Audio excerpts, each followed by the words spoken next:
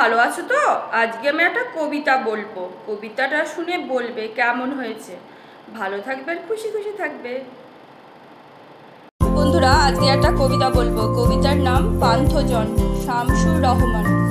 বহু পথ হেঁটে ওরা পাঁচজন গোধূলিতে এসে বসে প্রবীণ বৃক্ষের নিচে ক্লান্তি মুছে নিতে।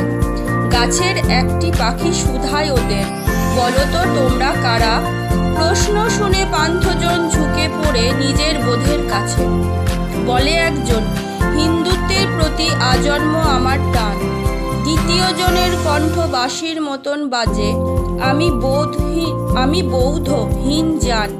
এবং তৃতীয় জন বলে, আমি এক নিষ্ঠাবান বিনীত খ্রিস্টান। চতুর্থ পথিক করে উচ্চারণ, আমার ঈমান করেছি অর্পণ আমি খোদার আরশে, আমি তো মুসলমান।